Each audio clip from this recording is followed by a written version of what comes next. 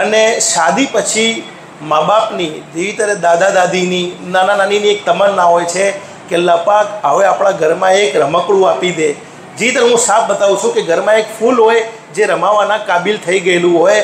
તો એક વાત સાંભળો કે શાદી પછી હોવું એ જોઈએ। હું અક્સર કહું છું કે અલ્લાહના ઉપર છોડી દો। અલ્લાહ પાક જ્યારે औलाद આપી દે ત્યારે અલ્લાહના તરફથી औलाद લઈ લેવી જોઈએ। એમાં કંટ્રોલ નહીં કે હાલ 2-3 વર્ષ ફરીએ પછી औलाद લઈએ ના। અલ્લાહ પાકે જે લખેલું છે એ થઈ જવાનું। એક મેન્ટાલિટી એ બનાવો। ઘણા औरतोની મેન્ટાલિટી એવી હોય છે કે 2 વર્ષ થઈ જાય 3 વર્ષ થઈ જાય અને ઘરમાં औलाद ન થતી હોય તો ટેન્શનમાં આવી જાય। અરે શું થઈ ગયું વહુને ઘરમાં કેમ औलाद નથી થતી? તો દેખો મેં તમને પહેલે સમજાયું કે औलाद અલ્લાહ આપે છે। અલ્લાહના નબીથી પાવરફુલ કોણ થઈ શકે? અલ્લાહના નબી સલ્લલ્લાહુ અલૈહિ વસલ્લમની પહેલી औलाद 5 વર્ષ પછી થયેલી છે। પહેલી औलाद અલ્લાહના નબી સલ્લલ્લાહુ અલૈહિ વસલ્લમની। તો હું અક્સર કહું છું કે 5 વર્ષ સુધી તો અલ્લાહ પર છોડી જ દેવાનું। કોઈ ટેન્શન લેવાનું નહીં કે કેમ ઘરમાં રમકડું નથી આવ્યું। હા, પછી 5 વર્ષ થઈ ગયેલા છે પછી પણ આપણા ઘરમાં કોઈ રમકડું નથી, કોઈ ફૂલ નથી, તો પછી પહેલો મસલો શરીયતનો એ છે કે મેડિકલ ચેકઅપ બંનેનું થવું જોઈએ। છોકરાનું પણ અને છોકરીનું પણ કે પ્રોબ્લેમ કેમાં છે।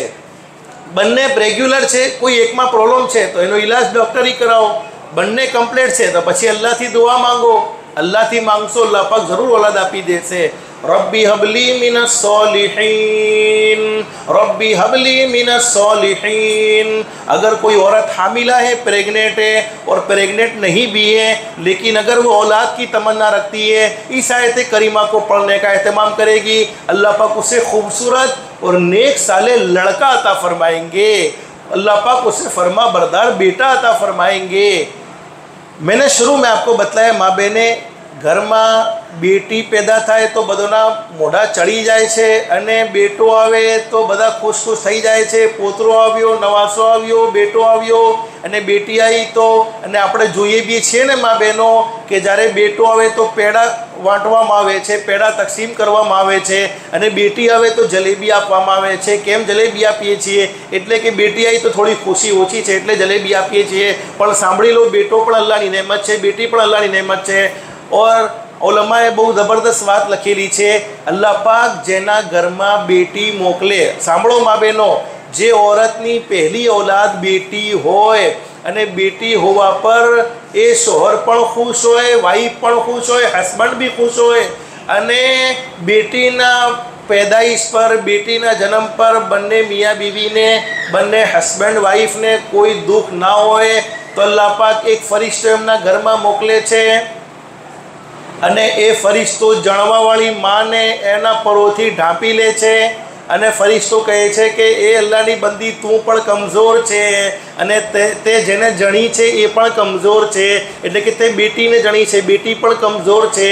જે તમારા બેઓના સાથે સારો વર્તાવ કરે છે, જે તમારા બેઓના સાથે સારો સલુક કરશે, અલ્લાહ પાક એના સાથે સારો સલુક કરશે, અલ્લાહ પાક એનો થઈ જશે।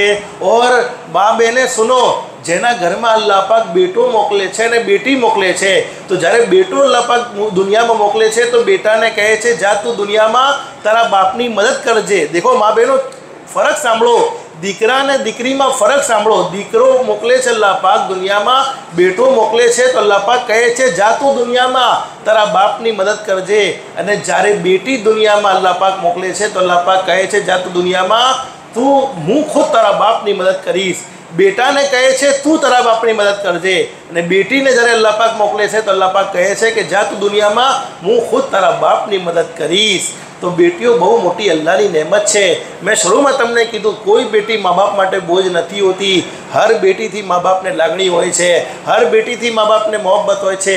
आ तो सासरे ए माटे मोकलवामां आवे छे कि अल्लाहनो हुकम छे, हजरत नबी करीम सल्लल्लाहु अलैहि वसल्लमनो हुकम छे एटले सासरे मोकलवामां आवे छे। बाकी कोई माँ बाप माटे एमनी बेटी बोझ नहीं।